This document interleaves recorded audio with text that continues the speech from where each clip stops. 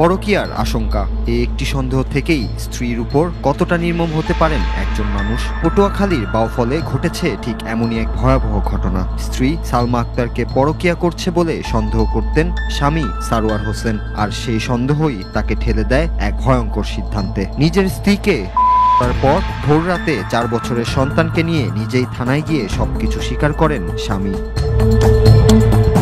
নিহত সালমা আক্তার ছিলেন একজন শিক্ষিকা। তিনি পিরোজপুরের ভান্ডারিয়া উপজেলার বাসিন্দা এবং বাউফলের নুরাইনপুর মেসারিয়া ডিগ্রি মাদ্রাসায় শিক্ষকতা করতেন। স্বামী সারোয়ার হোসেন একই উপজেলার বাসিন্দা এবং স্থানীয়ভাবে পরিচিত একজন মানুষ।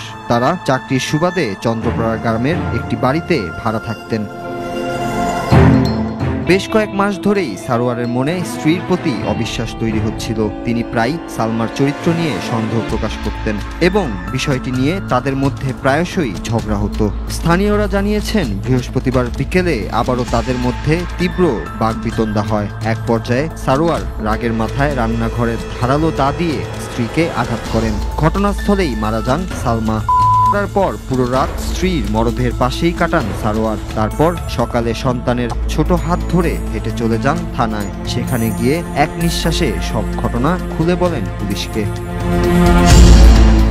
বাউফল থানার ওসি আখতারুজ্জামান সরকার জানিয়েছেন, সারোয়ারের দেওয়া তথ্য অনুযায়ী মরদেহ উদ্ধার করে ময়নাতদন্তের জন্য পটুয়াখালী সরকারি হাসপাতালের মর্গে পাঠানো হয়েছে। তার বিরুদ্ধে মামলার প্রস্তুতি চলছে। এই ঘটনা কেবল একটি সংসারের করুণ পরিণতি নয়, বরং আমাদের সমাজে বিশ্বাসের অভাব ও সন্দেহের ভয়াবহ পরিণতির এক নির্মম উদাহরণ। Nur Raju, Bangla TV news desk.